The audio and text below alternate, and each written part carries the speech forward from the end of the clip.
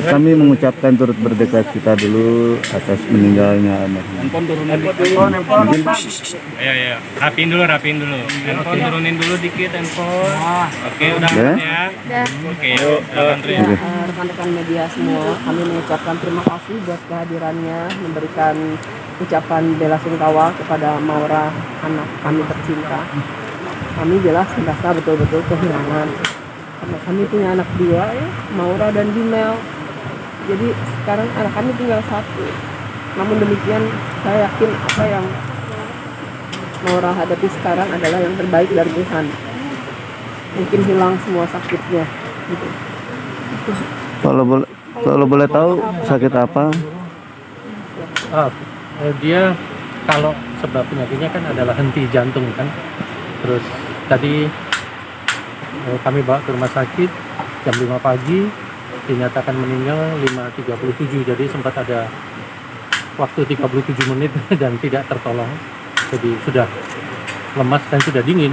Waktu dari rumah Sudah dingin juga. karena memang nggak tahu, mungkin karena kondisinya lagi drop, dia tidak tidur, dia lagi ngurusi wisudanya. Bulan depan dia akan wisuda dari Sydney University, dia baru selesai S2.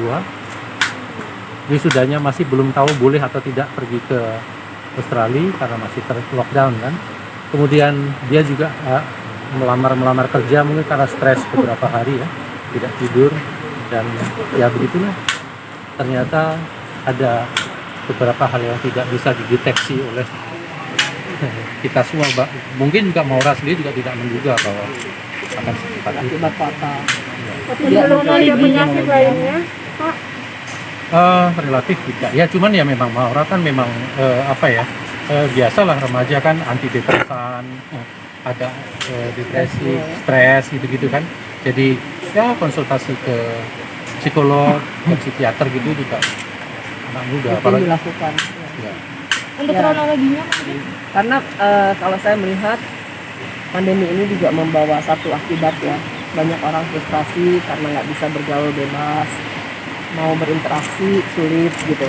Jadi hubungannya hanya per Zoom, kan mungkin lama-lama DP juga ya. Jadi banyak ya, mungkin anak saya salah satu korban dari ini semua ya. Jadi rasa frustrasi, kemudian menjadi asosial, yang biasanya berkumpul dengan teman-temannya jadi sulit gitu. Karena dikit-dikit saya juga kalau ada teman-teman dia kesini selalu minta antigen dulu gitu. Jadi mungkin hal-hal gini membebani dia gitu. Dan ya nggak semua orang bisa kuat ya, bisa kuat. Nah, orang menemukan kelemahannya itu di sini. tapi sebelumnya Mbak. ada firasat atau apa gitu tante? Sebelumnya ada firasat tertentu atau gimana tante? Firasatnya sih saya ya dalam beberapa hari ada ketakutan nih gitu. Gimana Maura gitu ya, karena harus didampingi terus gitu dalam masa rentan seperti itu labil. Saya merasa harus mendampingi terus, padahal kerjaan juga jalan terus ya.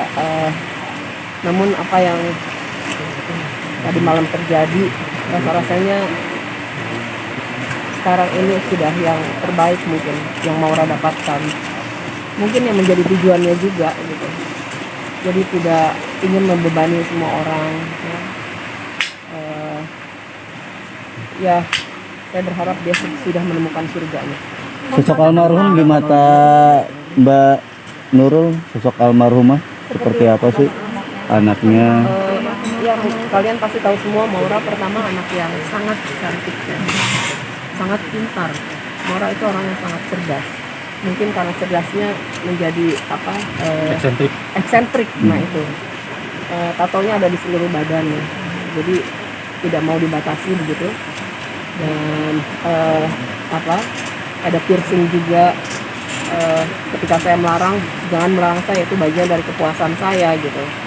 Karena menjadi anak seorang politisi itu nggak gampang gitu kan. Jadi dia harus banyak membatasi, berpikir dan sebagainya. Akhirnya dia larinya ke tubuhnya sendiri. Tadi malam jam 1 itu masih ngobrol sama Mas Mayong. Terus dia masih chatting-chattingan sama teman-temannya. Terus udah gitu 4:30 bantu kami bangun, dia udah ngedelaprok dilaprok di meja makan. Jadi itu sih yang terjadi ya. Tidur di ada obrolan apa? Iya, diangkat udah dingin. Ya urusan dia lagi melamar kerja, dia diterima kerja di Bali, tapi terus dia lagi mikir aku ke Bali apa enggak ya, nanti dulu deh coba. Nah, dia lagi mau gitu, jadi masih dia ada di masa-masa agak sulit ya menurut kami.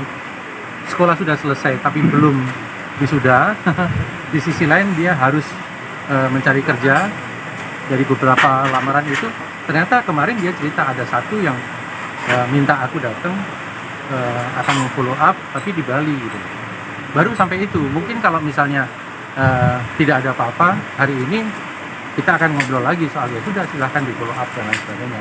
Kalau concern kami lebih ke nanti Maret itu bisa nggak dia pergi ke Australia untuk wisuda, mereka kan masih lockdown di sana.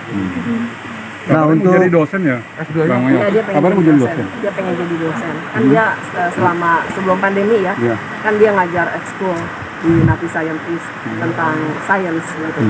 Nah dia tuh menemukan passionnya di situ. Jadi ngajar, kayak bapaknya lah, dia demennya ngajar. Dia cita-citanya mau jadi dosen kan gitu. Jadi apa yang saya lihat sekarang memang ini bentuk frustrasi ya. Mungkin salah satunya ada unsur akibat dari ya pandemi kan, banyak larangan itu ini membuat dia tidak bisa bebas berekspresi, berteman, pergi kemana mesti ini dan sebagainya gitu. Jadi kelihatannya frustrasinya agak dalam gitu. Mbak Nurul, tentang frustrasinya sendiri, seberapa sering sih Kak Maura cerita ke orang tua dan seperti apa yang diceritakan gitu? Merasa berat di mana gitu ketika Ya, menjalani? Anak juga mengerti bedanya ya berkomunikasi dengan ibunya dalam hal apa, dengan ayahnya dalam hal apa. Ke saya dia dekat sekali, kemudian cerita banyak hal tentang kekhawatiran dia, kemudian tapi juga tidak terlalu mendalam. Dengan adiknya sangat dekat karena memang mereka hanya berdua kan, jadi mungkin adiknya yang dianggap yang lebih memahami kakaknya. Kalau kakaknya melakukan sesuatu kesalahan, yang paling bisa mengingatkan itu hanya adiknya, orang tuanya tidak. rencana Itu under pressure lah dia itu, under pressure. Bang Mayong, Mbak Nurul, tahu kalau Nora juga bikin sebuah buku? Belum terbit juga ya. Iya, tapi mengetahui. kami Tahu dia. dia selalu ngomong, Iya. dia selalu Kami bicara selalu apa update yang gitu. dikerjakan gitu.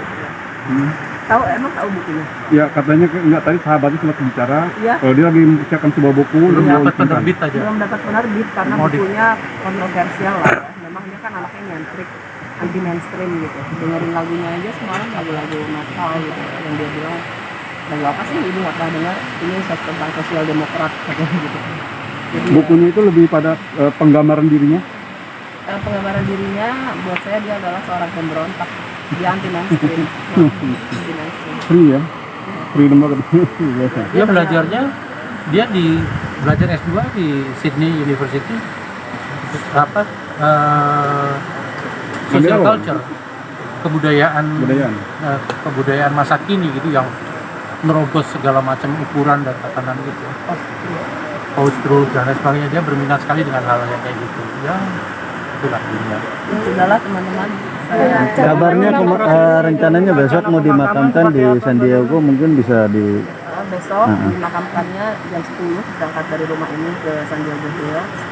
Kalau ada yang mau ikutan silahkan. Besok kami menyediakan bis juga. Biasanya nanti jam 9 bisa keluarga. mungkin ada ucapan terakhir buat pemirsa di rumah untuk